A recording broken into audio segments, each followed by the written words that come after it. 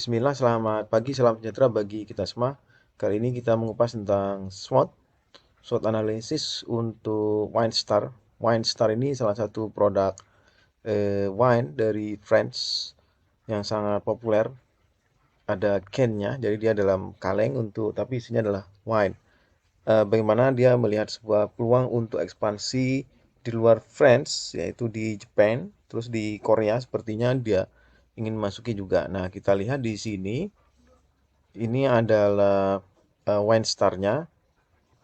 Kemudian eh, yang menjadi agenda di sini adalah bagaimana wine star itu untuk global strategi dengan menggunakan SWOT analysis. Kemudian di country analysisnya dia akan masuk di Jepang, di samping Jepang juga di Korea dan di Hong Kong.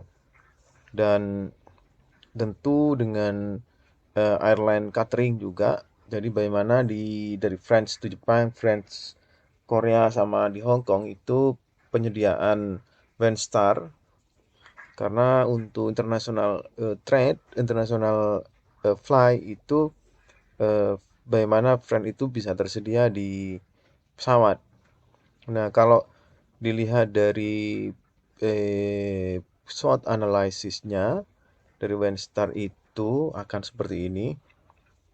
Misalnya dari sisi premium French yang sangat populer dengan French wine-nya itu sehingga melekat kepada Winstar sebuah produk premium dengan harga yang sangat mahal, kemudian inovatif packaging yang selama ini wine itu dalam botol yang glass tapi ini dalam bentuk can, kemudian mudah untuk penyimpanan dan tidak akan khawatir untuk pecah karena dia dalam bentuk kaleng.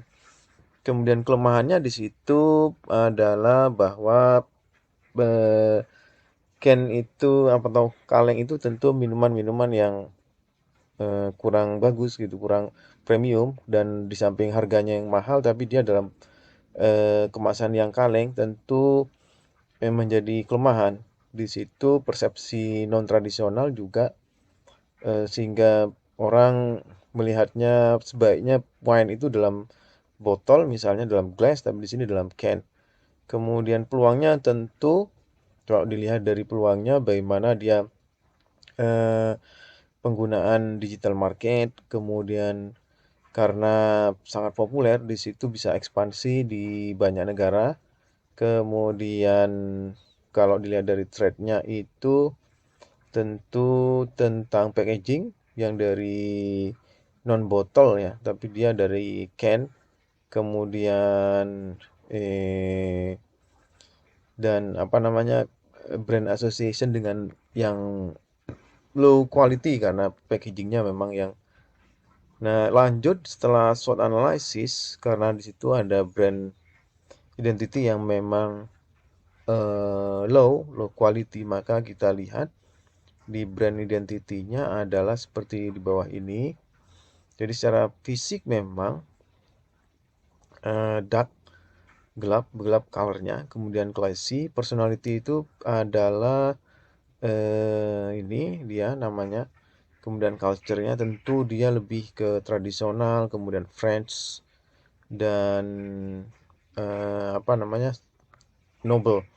Kemudian relationship itu lebih kepada individu karena dia dalam kemasan yang memang cukup untuk satu person saja, merefleksikan oleh connoisseur club.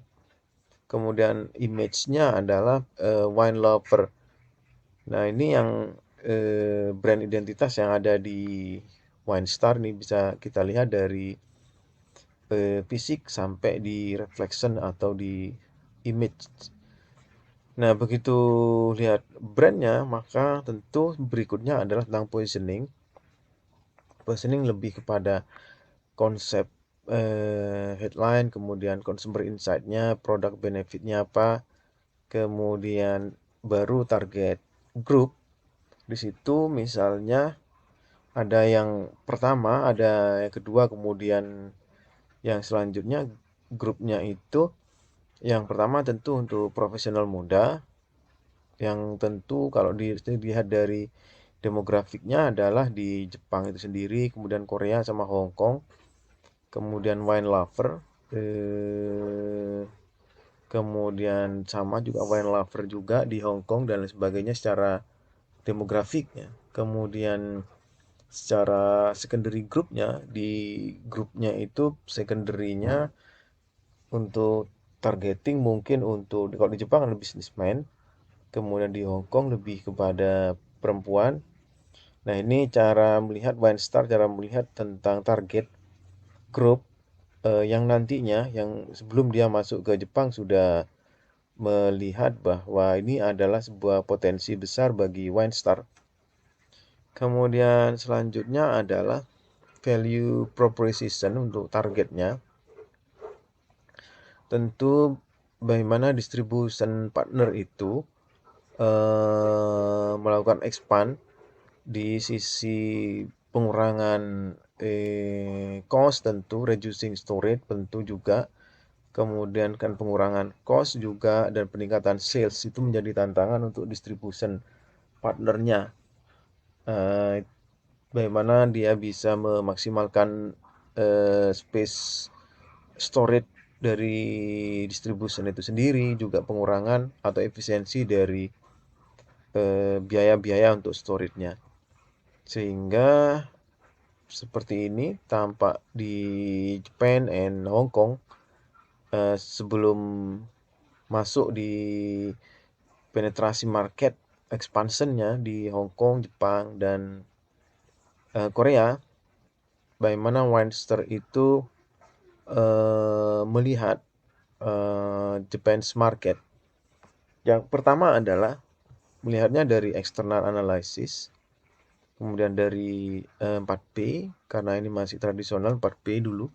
Sekarang sudah menjadi dari 4P menjadi 4C, punyanya Butterburn atau punyanya Kotler, baru financial plan. Itu yang bisa diagendakan sebelum masuk di market Jepang.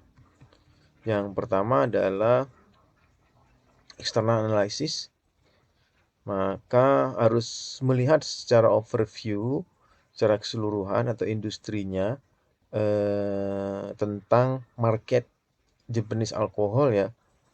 Berapa besar itu untuk bisa dilihat di sini berapa besar marketnya, misalnya pertumbuhan volume, kemudian produk kategori, kemudian dalam bentuk value dan dalam bentuk volume.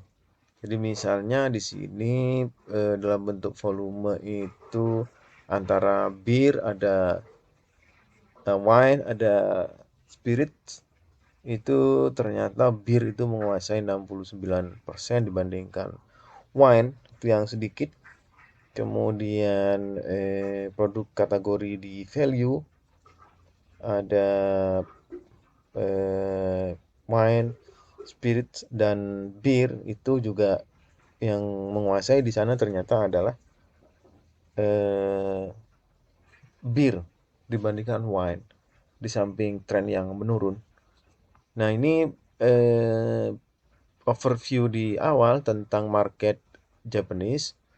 Setelah melihat dari overview di situ, apakah ada perubahan dengan perilaku untuk minum kategori ya, kategori misalnya di wine atau di bir atau di spirit tadi.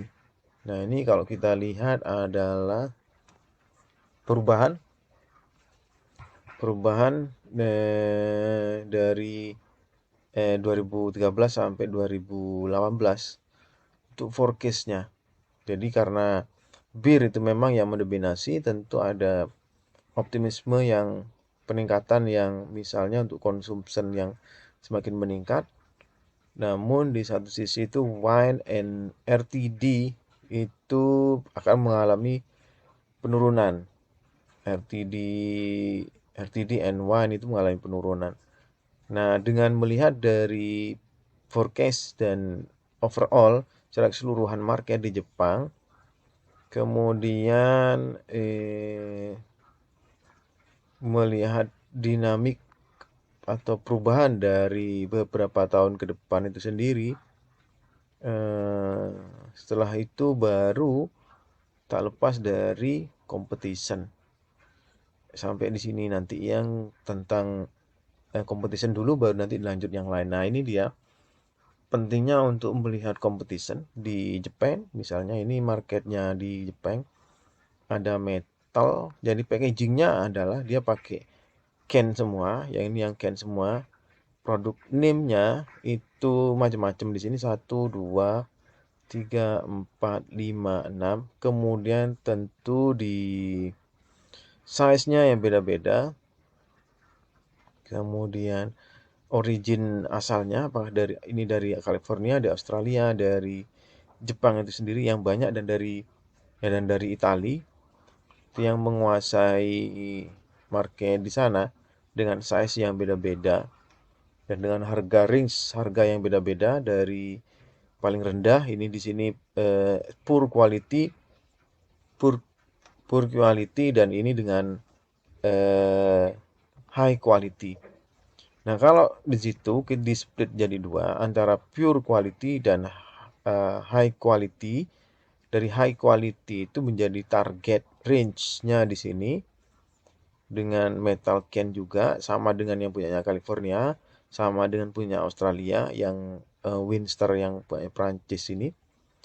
Kemudian California pun dia memiliki nama yang ke-Prancis-Prancisan, French ini, French Coppola. Artinya dari sisi produk name tentu ada kekuatan strength dari Winstar karena dari Prancis itu sangat populer dengan wine-nya.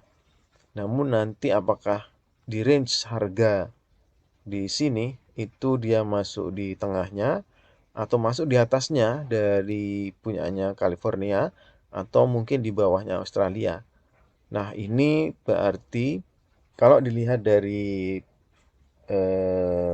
kompetitor apa namanya di divide kelasnya dibagi dua, ada poor, ada yang high ini yang menjadi target. Nanti tentu harganya tidak lagi di bawahnya di sini, walau misalnya bisa bersaing di sini karena dia ditargetkan untuk high quality di sini. Berarti bisa 490, bisa 500 yen, bisa di atasnya 680 yen. Karena tentu di situ adalah high quality, agak beda yang punyanya Jepang sendiri yang mereknya Monde ini eh, sama dengan kayak biskuit. Oh, bukan ya. Kemudian ini ada Sunny. Sunny ini kayak mobil ini, bukan ya. Sunny Ken Wine yang punya Jepang sendiri itu harganya di bawahnya 250. Nah, itu dalam penetapan harga nanti dalam produk name dan brand itu sudah memiliki keunggulan. Kemudian analisisnya masih dilanjut lagi nanti pada video berikutnya tentang apakah wine ini, Wine Star, produk Prancis ini bisa masuk ke pasar Jepang, Korea, dan Hong Kong. Masih